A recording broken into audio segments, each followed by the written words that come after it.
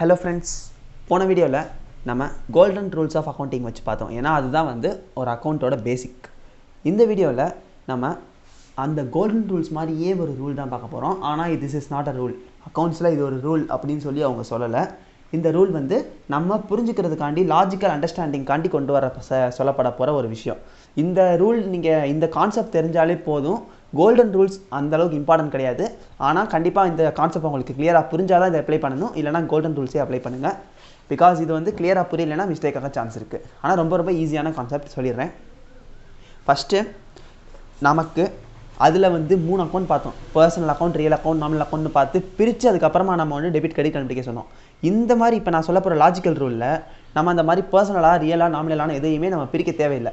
டைரக்டா என்ன பண்ண போறோம்னா எது உள்ள வருது எது வெளியே போகுது அந்த மாதிரி வந்து பர்பஸ். இந்த ஒரு வேர்டை நல்லா ஞாபகம் வச்சுக்கோங்க. இந்த பர்பஸை வச்சு நம்ம ஈஸியாக வந்து ஒரு ஜர்னல் என்ட்ரி ஃப்ரேம் பண்ணிட முடியும். எப்படின்னு பார்த்தீங்கன்னா ஃபஸ்ட்டு டெபிட்டில் ஆல் கம்ஸ் இன். இது உங்களுக்கு வந்து கன்ஃபியூஸ் ஆகலாம், நல்லா கவனிச்சுக்கோங்க. All goes out. இப்போ ஆல் கம்ஸ்ன்னா என்ன சொல்லிட்டோம்னா நமக்கு என்ன உள்ளே வந்தாலும் அதை வந்து நம்ம டெபிட் பண்ணிட போகிறோம். என்ன வேணாலும் இருக்கட்டும், கேஷாக இருக்கட்டும், பில்டிங்காக இருக்கட்டும், என்ன உள்ளே வருதோ அப்படியே அதை டெபிட் பண்ணிடுறோம். என்ன வெளியே போகுதோ அதை அப்படியே கிரெடிட் பண்ணிடுறோம். இதுதான் ஃபஸ்ட்டு ஸ்டெப்பு. ஸ்டெப் 1 வந்து இதுதான் ஸ்டெப் 1. என்ன உள்ளே வந்தாலும் அதை டெபிட் பண்ணுறோம், என்ன வெளியே போனாலும் அதை கிரெடிட் பண்ணுறோம். இதுதான் ஃபஸ்ட்டு கான்செப்ட். ஸ்டெப் 2 என்னன்னு பார்த்துப்போம். இப்போ எக்ஸாம்பிள் வந்து நமக்கு வந்து கேஷ் ரிசீவ்டு ஃப்ரம் ஹரி இப்படிங்கிற மாதிரி ஒரு எக்ஸாம்பிள் இருக்குது. இப்போ நமக்கு கேஷ் ரிசீவ்டு ஃப்ரம் ஹரி அப்படின்னா நமக்கு என்ன உள்ளே வருது? கேஷ் உள்ளே வருதா? ஸோ ஆட்டோமேட்டிக்காக டெபிட்டில் கேஷ் பண்ணிடுறோம். இப்போது அடுத்தது செகண்ட் ஸ்டெப்பு. இப்போ தான் நம்ம செகண்ட் ஸ்டெப்புக்கு வரோம். இது ஃபஸ்ட் ஸ்டெப் வரைக்கும் நான் சொல்லியிருக்கேன். ஏன்னா கேஷ் ரிசீவ்டு ஃப்ரம் ஹரினா கேஷ் உள்ளே வந்திருக்கு, ஸோ டெபிட் பண்ணிட்டோம். கிரெடிட்டில் என்ன பண்ண போகிறோம் அப்படிங்கிறதுக்கு ஸ்டெப் 2வை 3ஆக பிரிச்சுக்கோங்க. ஃபஸ்ட்டு பர்பஸ் இருக்கான்னு பாருங்கள். என்ன பர்பஸ்காண்டி வந்து ரிசீவ் பண்ணியிருக்கீங்க அப்படிங்கிறது இருந்தால் அதுதான் ஃபஸ்ட்டு ப்ரிஃபரன்ஸ். பர்பஸ் இல்லையா, ஹூ, யார்கிட்டேருந்து ரிசீவ் பண்ணியிருக்கேங்கிறத பார்க்கணும். Third condition miscellaneous. இதை தவிர வேறு ஏதாச்சும் இருந்துச்சுன்னா அதை மிஸ்செலேனியஸ்குள்ளே கொண்டு போயிடணும். இதுதான் வந்து லாஜிக்கல் அண்டர்ஸ்டாண்டிங். என்ன சொல்லியாச்சு? கேஷ் உள்ளே வந்துருச்சுன்னு சொல்லியாச்சு. இப்போ ஃபஸ்ட் ஸ்டெப் முடிஞ்சு. செகண்ட் ஸ்டெப் என்ன பார்க்குறோன்னா பர்பஸ் அப்படிங்கிறத பார்க்குறோம். எந்த பர்பஸ்க்காண்டி ரிசீவ் பண்ணியிருக்கோம்? Cash received from Hari for கொடுக்கவே இல்லை, பர்பஸ் இல்லை. ஸோ ஃபஸ்ட்டு இந்த ஸ்டெப் போச்சு. செகண்ட் ஸ்டெப் என்ன? ஹூ, யார்கிட்டேருந்து ரிசீவ் பண்ணியிருக்கோம்? நேம் இருக்கா? அதனால் கிரெடிட் ஹரி. That's all. ஏன் கிரெடிட் ஹரி பண்ணுறோன்னா ஹூ அப்படிங்கிறதுக்கான ஒரு ஸ்டெப் வந்துருச்சு. இந்த ஹரிங்கிறது இல்லைன்னா மிஸ்செலேனியஸாக இவங்க ஹரிக்கு பதிலாக வேறு ஏதாச்சும் ஒன்று கொடுத்துருப்பாங்க. கேஷ் ரிசீவ்டு ஃப்ரம் பேங்க்கு, இல்லை கேஷ் ரிசீவ்டு பர்பஸும் இல்லாமல் நேமும் இல்லாமல் வேறு ஒரு விஷயம் இருந்துச்சுன்னா அதை தூக்கி கிரெடிட் பண்ணி விட்டுறணும். இதுதான் லாஜிக்கான அண்டர்ஸ்டாண்டிங். இந்த வீடியோவில் நான் 2 எக்ஸாம்பிள் சொல்ல போகிறேன். 2 எக்ஸாம்பிள் வந்து நான் உங்களுக்கு எப்படிங்கிறத சால்வ் பண்ண போகிறேன். 2 கொஸ்டின்ஸ் நான் வந்து உங்களுக்கு கொடுக்க போகிறேன், சால்வ் பண்ண சொல்லி கொடுக்க போகிறேன். சால்வ் பண்ணிவிட்டு ஆன்சர்ஸை நீங்கள் கமெண்ட்ஸில் ஆன்சர் பண்ணலாம். நான் அது கரெக்டாக இல்லையாங்கிறத செக் பண்ணிடுவேன். உங்களுக்கு நிறைய டைம் இருக்குது, நல்லா அண்டர்ஸ்டாண்ட் பண்ணிக்கிறதுக்கு ஈஸியாக இருக்குது அப்படின்னு நினச்சிங்கன்னா கமெண்ட்ஸில் வித் ரீசன்ஸ் ஏன் அதை வந்து நான் இந்த ஜர்னல் என்ட்ரி போட்டேன் அப்படிங்கிறதையும் ரீசனோட மென்ஷன் பண்ணிட்டா பெஸ்ட்டு. அப்படி பண்ண முடியாதவங்க ஜஸ்ட் ஆன்சரை மட்டும் கமெண்ட்ஸில் மென்ஷன் பண்ணுங்கள்.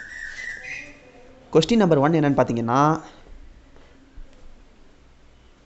Sold goods to Ravi. So sold goods to Ravi. First step என்ன பார்த்தோம்? நமக்கு உள்ளே வந்திருக்கா இல்லை ஏதாச்சும் வெளியே போயிருக்கா? நான் கேஷ்ன்னு சொல்லவே இல்லை. நமக்கு உள்ளே வந்திருக்கா வெளியே போயிருக்காங்கிறது தான் நம்மளோட first point. Sold goods.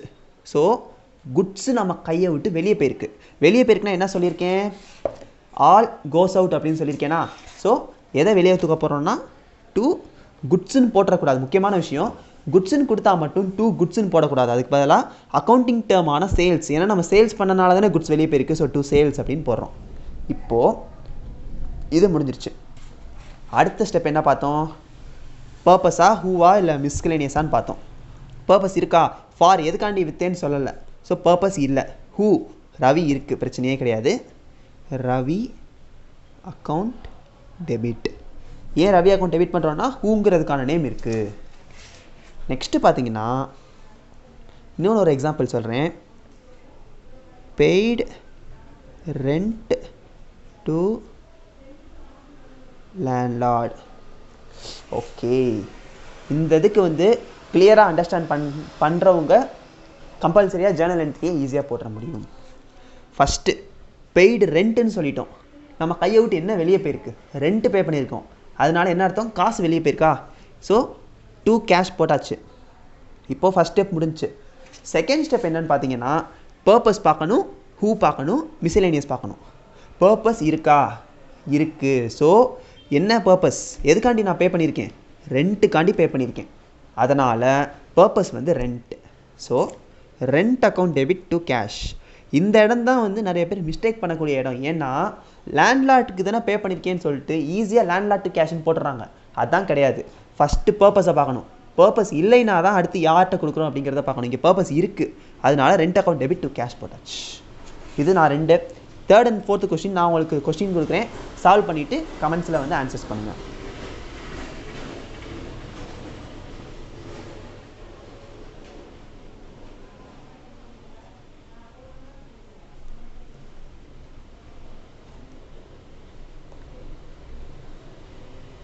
Paid installation charges for installing machinery. இது ஒரு question.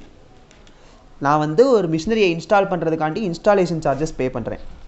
Second question, received cash from